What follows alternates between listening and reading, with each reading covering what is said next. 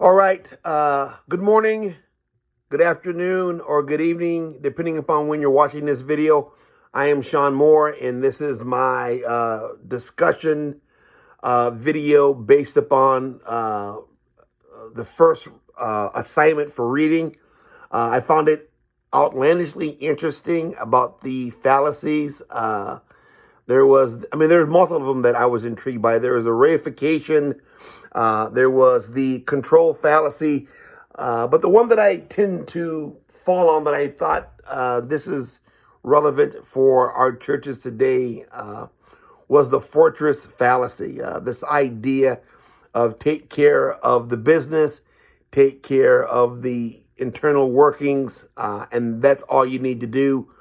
I think COVID had pretty much rocked us to where people weren't allowed to come to church, and most people show up to church on Sunday. That's still a big day for the church, maybe a midday week.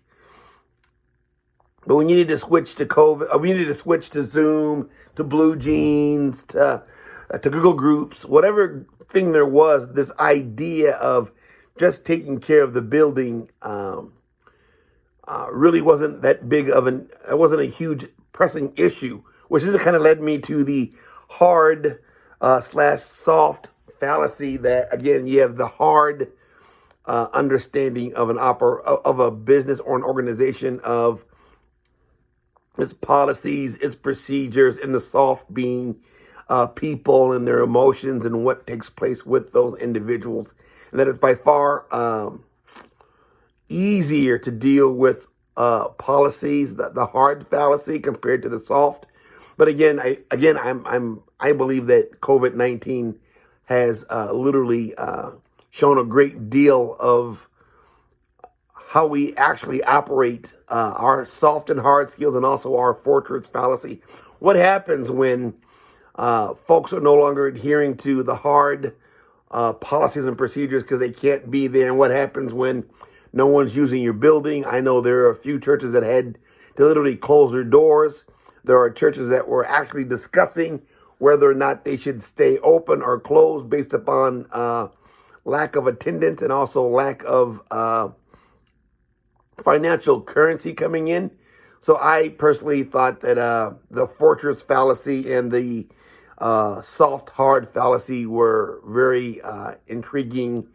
I also thought the reification and also the control fallacy were also intriguing, but I just wanted to take some time to discuss.